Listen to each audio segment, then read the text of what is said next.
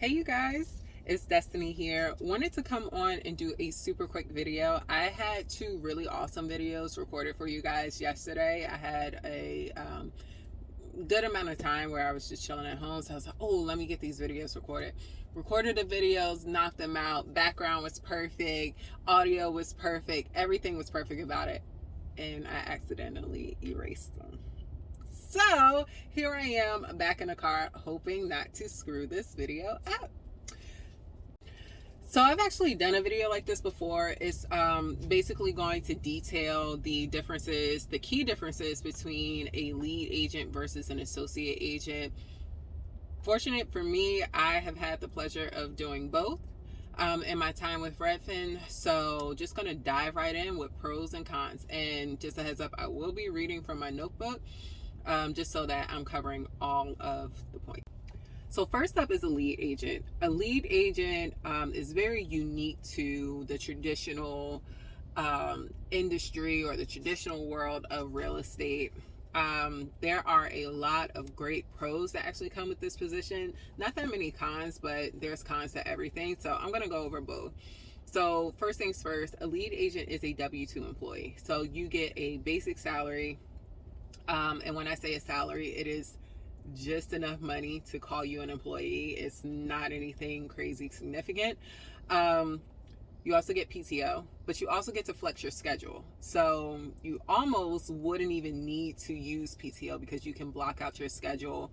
You can take 2-3 days and just dedicate that to office days where you're going to work on your deals or follow up on with clients and customers and things like that.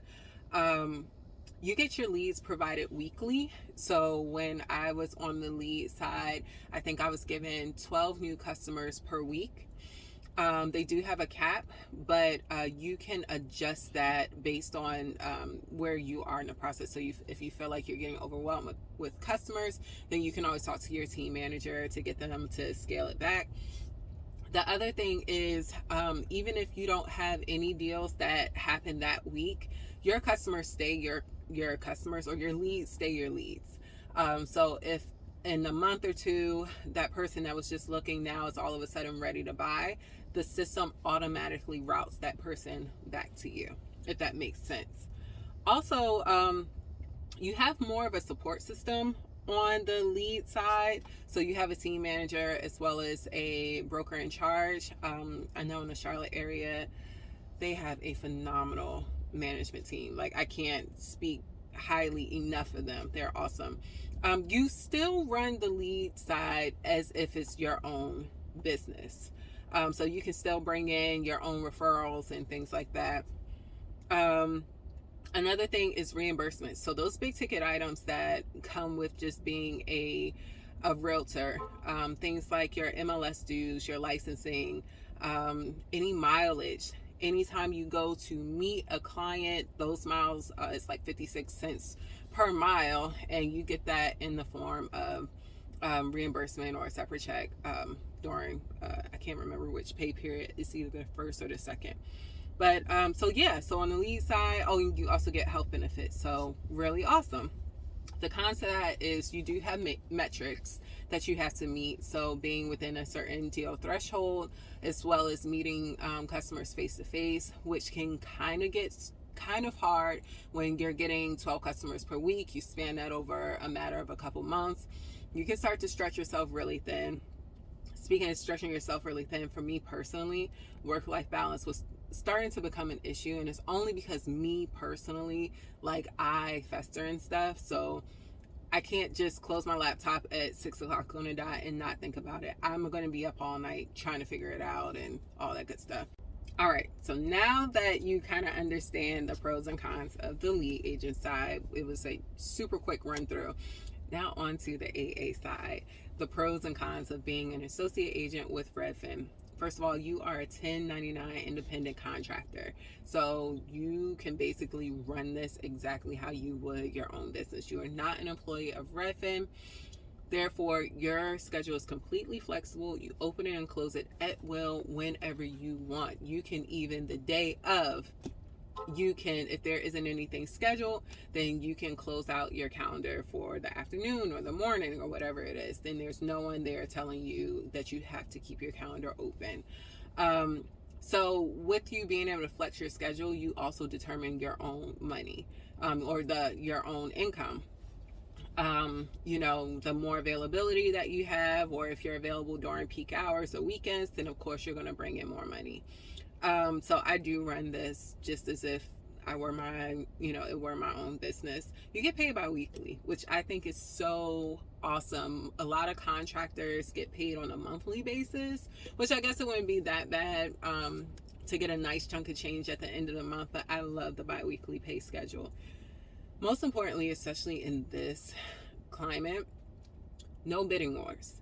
You are not there to negotiate on behalf of your client, or write contracts or anything like that. You are there to open the door, give awesome customer service, answer general questions, maybe send over some disclosures, but that is the extent of it. You package all their feedback up and you hand it over to your lead agent. So you aren't worried about, bidding and what should you come in at, things like that. That all goes over to the lead agent. Basically, you get paid to show up at whatever events are on your calendar. Of course, you would be there and add value and, be professional, exude customer service. But for the most part, we get paid to simply show up, which I absolutely love. Some cons. Even though we get paid to show up, that doesn't necessarily mean that the customer will. So there have been plenty of times where I will arrive at an appointment that I've confirmed via phone call, via email, and via text, and the customer will still not show up. So if you get 2 or 3 of those in a day, that can totally ruin your day. Now, on the AA side, they do have something called cancel with pay. So it softens the blow of the customer not showing up, but still, it's not as much as you would get if you were to actually have met with the customer and had gone in and done that tour. So if you don't work, you don't get paid. Point blank, very, very simple. There is no paid time off. It all falls on you to actually show up, be present, do the work. And at the end of that bi-weekly pay period, it starts all over again. So as you can see, that can kind of get a little exhausting to know that, okay, I had a great week or whatever, and now I'm starting right back at zero. And it's up to me to build up that business, be available, and do all the things over and over and over again. Lots of time in your vehicle. A lot of wear and tear on your vehicle, and those are all upfront costs that do come out of your pocket in the forefront. Now, granted, they are tax write-offs in a lot of cases, but you have to be very diligent about planning and saving for things that aren't going to come up, like quarterly taxes, MLS dues, vehicle maintenance, any one of those things that may come up, or come up on a quarterly or an annual basis.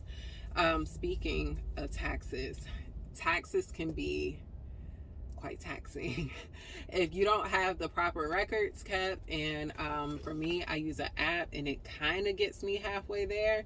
But yeah, you have to be very good about keeping track of your mileage, your receipts, and things like that. So I'm hoping that this video was nice and short and sweet, and that I've covered both sides of the lead agent versus the AA role or the associate agent role. If you guys have any additional questions, feel free to drop them in the comments. I love reading through you guys' comments and seeing where you all are in the process. So yeah, do that. Have a good one. Peace.